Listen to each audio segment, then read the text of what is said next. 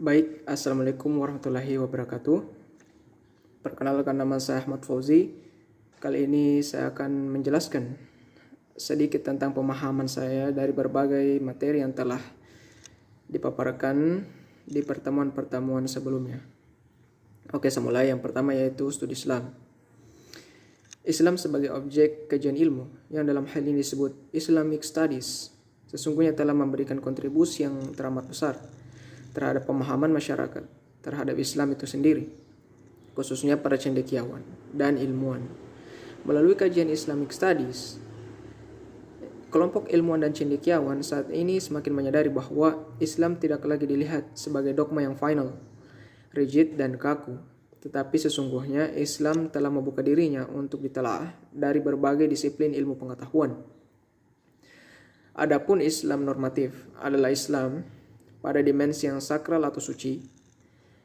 Islam normatif adalah suatu pendekatan yang lebih menekankan kepada aspek normatif dalam ajaran Islam yang terdapat pada Al-Quran dan Sunnah. Dan juga Islam historis adalah Islam yang sesungguhnya ada di kalangan masyarakat. Baik, studi agama.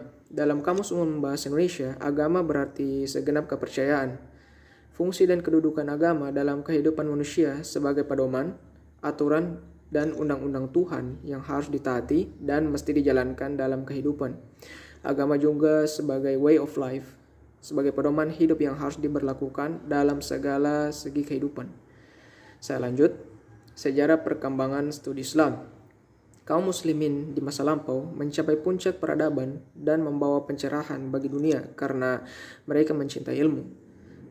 Bangsa-bangsa barat mengalami kemajuan karena mereka mewarisi tradisi Islam tersebut. Sayangnya, umat Islam justru hanya bangga dengan kejayaan masa lalu dan tidak mewarisi tradisinya, sehingga wajar saja jika umat Islam hari ini terpuruk.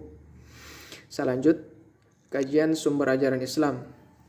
Sumber ajaran Islam merupakan segala sesuatu yang didapat dijadikan acuan, pedoman, dasar untuk menjalankan syariat Islam. Al-Quran, As-Sunnah, dan Ijtihad merupakan pokok syariat Islam.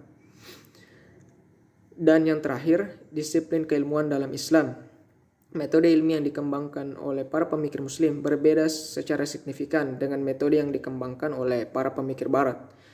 Sebab, seperti yang dikatakan Zaudin Zardar, sementara para ilmuwan Barat menggunakan satu macam metode ilmiah, yaitu metode observasi. Para pemikir Muslim menggunakan 3 macam metode sesuai dengan tingkat atau objek hierarkinya, yaitu yang pertama bayani atau observasi, yang kedua burhani atau logis, yang ketiga irfani atau intuitif, yang masing-masing bersumber pada indera, akal, dan hati.